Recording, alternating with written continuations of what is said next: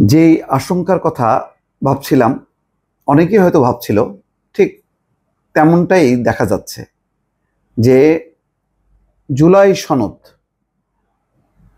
এটা নিয়ে একটা ভেজাল হবে। বলা হবে যে না, এই মানে যে সংস্কারের প্রস্তাব সেগুলো মন মতো হয়নি, এটা হইলে চলবে না, ওইটা লাগবে, সেটা লাগবে। এইভাবে যত রকম ভেজাল আছে আস্তে আস্তে কিন্তু শুরু হলো। কিন্তু আমার মনে হয় যে এনসিপি আজকে যে একটা কথা বলছে, জুলাই সনদের খসড়া গ্রহণ করতে পারি না।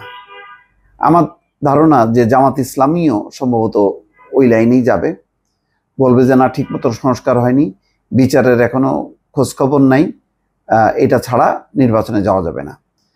তো এই কথা আগেই বলছিলাম যে এনসিপি আর জামাত এই দুইটা দল আরো সময় চায়। এনসিপির তো আরো সমস্যা, তার নিবন্ধনই নেই।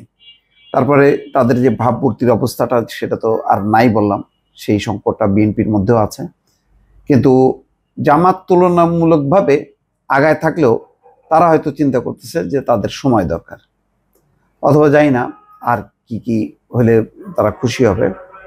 এখন এনসিপি আজকে পরিষ্কারভাবে বলছে জুলাই সনদের খসড়া গ্রহণ করতে পারি না। খবরে বলা হচ্ছে জাতীয় ঐকমত্য কমিশন 6টি সিদ্ধান্ত গ্রহণ পদ্ধতির কথা বললেও তা নিয়ে আলোচনা না করেই হঠাৎ করে জুলাই সনদের খসড়া প্রকাশ করেছে বলে মন্তব্য করেছে জাতীয় নাগরিক পার্টি।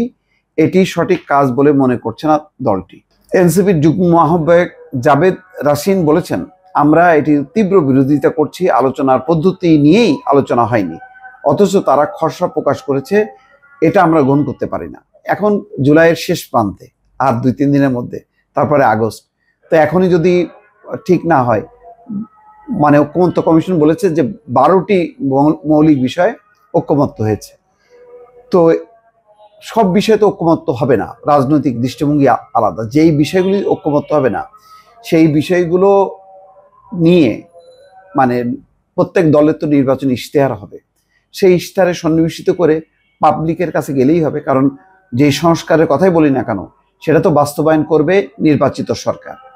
তো নির্বাচন যদি না হয় তাহলে এইগুলি বাস্তবায়ন কে করবে? আর এটা তো এই সরকারের তো সেই ম্যান্ডেট নেই যে তারা মানে এটা বাস্তবায়ন কিভাবে করবে। নির্বাহী আদেশে এটা হয়, জাতীয় সংসদের মাধ্যমে আইন করে অনেকগুলো সিদ্ধান্ত বাস্তবায়ন করতে হবে। এখন এনসিপির যুগ্ম আহ্বায়ক জাবেদ রাসিন বলেছেন, আমরা এটা তীব্র বিরোধিতা করছি, আলোচনার পদ্ধতি নিয়েই আলোচনা হয়নি, অথচ তারা খসড়া প্রকাশ করেছে, এটা আমরা গ্রহণ করতে পারি না। আজ মঙ্গলবার ফরেন সার্ভিস একাডেমিতে জাতীয় ঐকমত্য কমিশনের 2য় ধাপের 21তম দিনের সংলাপের বিরতিতে এই কথা বলেন জাবেদ রাসিন। তিনি বলেন, আমরা স্পষ্টভাবে বলছি, যেসব বিষয়ে ঐকমত্য হয়েছে নির্বাচনের আগেই সেগুলোর আইনগত ভিত্তি পেতে হবে, সেই ভিত্তিতেই পরবর্তী সংসদ নির্বাচন হইতে হবে। আইনগত ভিত্তি কিভাবে দেবে? আইনগত ভিত্তি দেবে নির্বাচিত সংসদ বা পার্লামেন্ট, তো নির্বাচিত সরকার দেবে।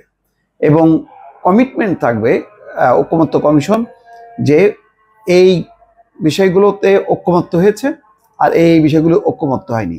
মৌলিক জায়গাগুলোতে যদি ঘোষণা হয় তাহলে সেটির ব্যাপারে মানে গ্রহণ করতে অসুবিধা কোথায়? সব বিষয়ে তো সব পয়েন্ট গ্রহণযোগ্য হবে না, এটা তো স্বাভাবিক। এক একটা দলের এক এক রকম দৃষ্টিভঙ্গি আছে, কিন্তু মৌলিক দৃষ্টিভঙ্গি যে সুষ্ঠু অবাধ নিরপেক্ষ নির্বাচন, দল নিরপেক্ষ তত্ত্বাবধায়ক সরকারের অধীনে নির্বাচন, তারপরে হচ্ছে 70 অনুচ্ছেদের পরিবর্তন।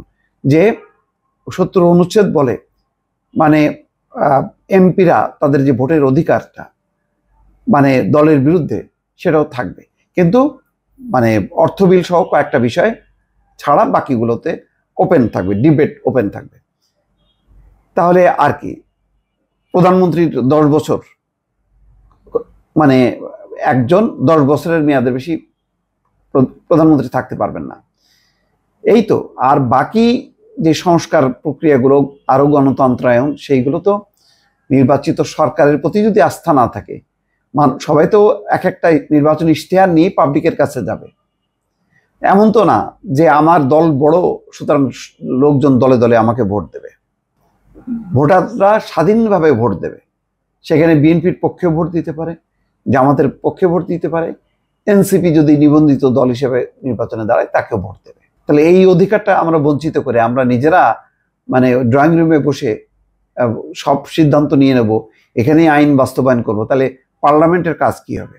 ভেজাল কিন্তু দর্শক আমার মনে হয় যে লাগলো হয়তো আজকে থেকেই। ভালো থাকবেন, আল্লাহ হাফেজ।